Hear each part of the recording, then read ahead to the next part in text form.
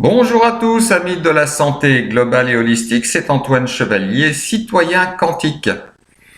Nouvelle vidéo intitulée « Tout va pour le mieux ». Oui, pour la plupart des personnes, apeurées, sidérées, muselées, confinées, attestées, racketées, manipulées, distancié, désocialisé, endetté, désessentialisé, méprisé, précarisé, empêché de travailler, etc., etc. La vie suit son cours. Nulle raison de ne pas continuer, donc, à faire confiance à ses dirigeants. C'est apparemment rassurant pour nombre de nos concitoyens de savoir que le gouvernement s'occupe d'eux. Il y a même le Premier ministre qui va faire de petites visites de courtoisie pour vérifier si rien ne cloche et pour savoir si on peut encore en rajouter une petite couche supplémentaire de complexité technocratique.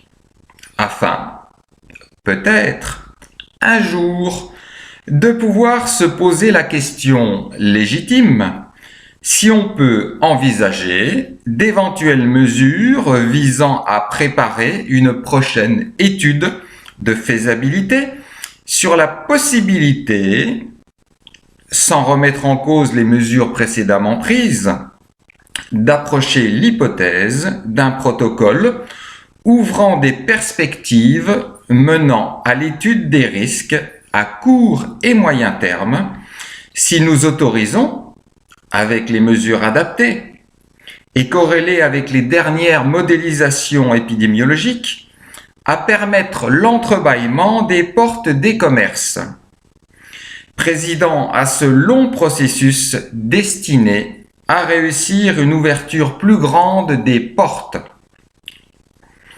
Ceci fera d'ailleurs l'objet d'un petit manuel de bonnes pratiques de 658 pages qui sera adressé à chaque commerçant possédant une porte d'entrée à usage professionnel de dimension 90 par 215.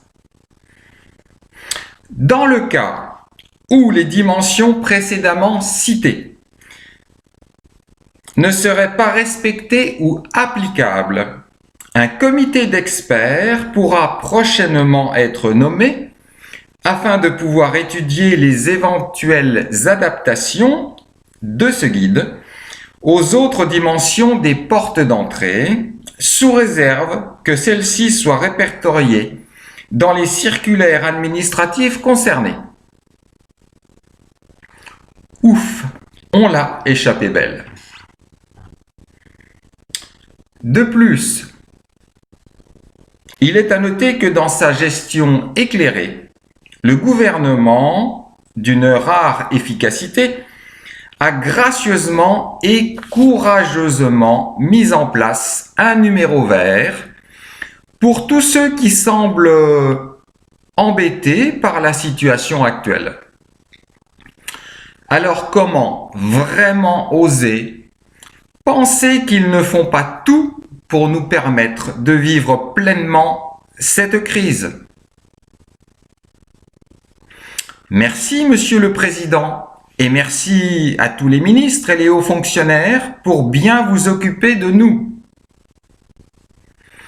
Merci aussi à tous ces scientifiques et médecins experts qui nous ont ouvert les yeux sur la dangerosité de la vie et surtout celle d'un petit virus très particulier.